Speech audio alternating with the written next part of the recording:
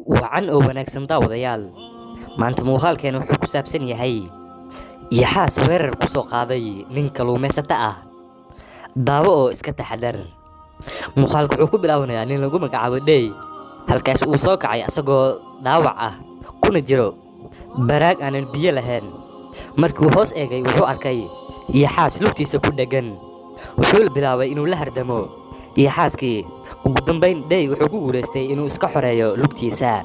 wuxuu bilaabay inuu baaldi madaxiisa ku garaaco ugu dambeyn yaxaaskii waa uu dib ayuu u gurtay marka ay kaamirada kor u baxdo waxaynu arkaynaa Dhey inuu ku dhaxaniban yahay baraag dheer oo aanan wax biyo lahayn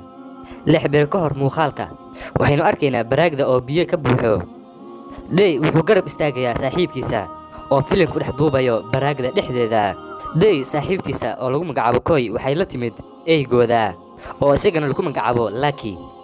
Dhey waa mid macaan qabo halkaas uu daawada mar walba qaato halkaas oo ay ku dambeyn kooxda sawir ku wada galeen ka hor inta aysan tagin maalintii xigtay Dhey waxa la socday eygiisa Lucky halkaas uu nadiifinayo meeshii muuqaalka lagu duubay ee baraagda ah ka hor intuusan nadiifin Dhey baraagda waxa uu bilaabay inuu ku nasto buufin halkaas oo saaxiibkiisa Mayon uu doonayo inuu baxo wuxuuna furay meeshii ay biyaha ka baxayaan baraagda waxa uu eygii Lucky ku xiray meel xarig ah ka hor intuusan bixin Mayon Dhey wuxuu ka codsaday inuu u dalbo pizza Mayon waa ku ogolaaday waa una baxay laakiin nasiib xumo Dhey hurdadii la tagtay asagoo dul saaran buufintii waxa uusan ka warqabin in biyaha ay ka baxayaan baraagda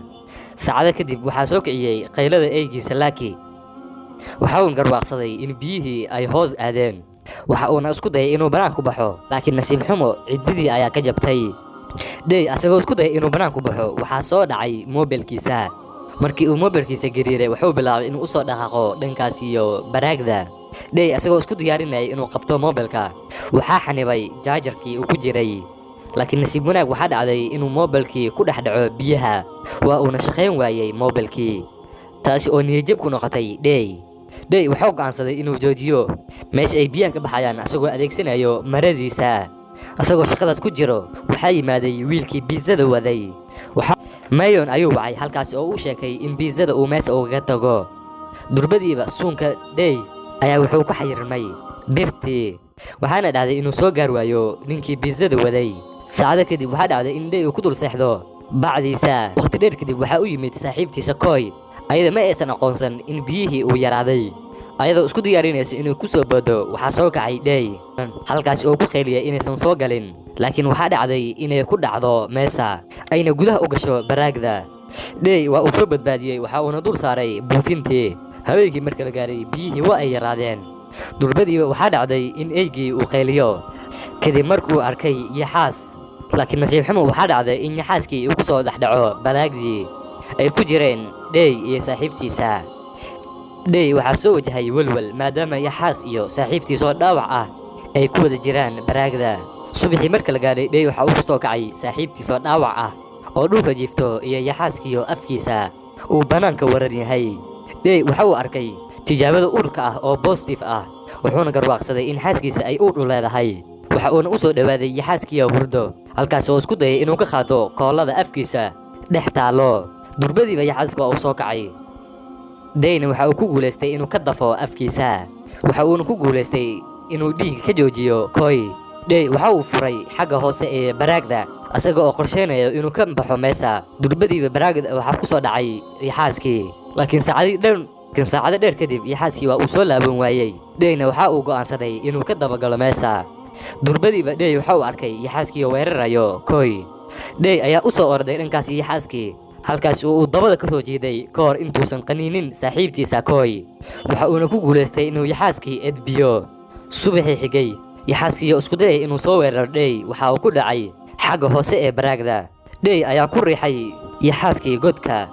waxa ayna bilaabeen inay karsadaan ukuntiisa subaxii xigay waxa ay fureen meeshii godka ahayd halkaas oo ka soo baxay yaxaaskii Koy ayaa gudaha durbadiiba gashay yaxaaskii markii uu garwaaqsaday in ukumihiisa laga cunay waxa uu bilaabay inuu soo weeraro Dhey laakiin Dhey waxa uu ku guuleystay inuu godkii galo ka hor intuusan qaniinin yaxaaskii sida ay meesha ku jireen waxay arkeen barashuud kor heehaabayo Dhey markii uu siiri soo fiiri waxa uu ogaaday inuu yahay midka caruurta ay ku dheelaan Dhey waxa uu bilaabay inuu qabaado asagoo rumaysan inuu qof u imaan doono. Dabeel xoogan kadib waxaa dhacday in xargihii ay dheer ku warnaayeen ay ku soo kordhacaan baraagdii. asagoo arrintaas ka faa'iidaysanayo, Dhey waxa uu bilaabay inuu kor u koro xargihii, laakiin waxaa dhacday inay go'aan. Dheyna uu ku soo dhaco baraagdii eberka ahayd, waxaana dhacday inuu suuxo. maalintii xigtay waxa uu ku soo kacay lugtiisoo dhaawac ah. durbadiiba waxaa soo weeraray yaxaaskii halkaas oo uu ku qabtay lugtiisa. dadaal dheer kadib waxa uu ku guulaystay inuu iska xoreeyo yaxaaskii. habeenkii markii la gaaray waxaa bilowday inuu roob da'o, maadaama godka uu xiran yahay. waxa uu bilaabay inuu biyaha ka buuxsamo, taasi oo khatar gelisay Koi. waa maalintii toddobaad, waxaana meesha yimid 2 nin kuwaas oo raadinayo baarashuudkooda yar. waxay soo galeen baraagdiiyo maran ayagoo adeegsanayo jaranjar banaanka taalay,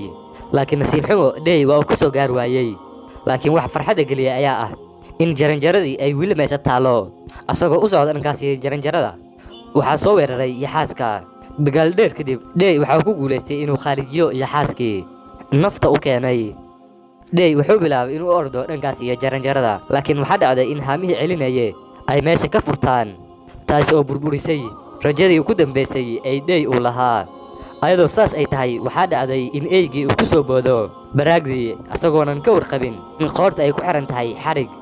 laakiin nasiib xumo waxaa dhacday in eygii uu meeshaasi ku daldalmo. Dhey waxa uu qaatay go'aankii ugu dambaysta ah. asagoo adeegsanayo eygii waxa uu bilaabay inuu kor u aado xagga sare ee baraagda. Dhey waxa uu ku guulaystay inuu banaanka u soo baxo 7 beri kadib. durbadiiba wuxuu bilaabay inuu jebiyo shabaqii ay ku jirtay Koi. markii uu banaanka u soo saaray waxa uu mooday inay geeriyootay, laakiin dadaal dheer kadib waxa uu ku guulaystay in miirkeeda uu dib u soo celiyo. muuqaalkan wuxuu ku dhammaadayaa ayagoo labadooda is shuminayo.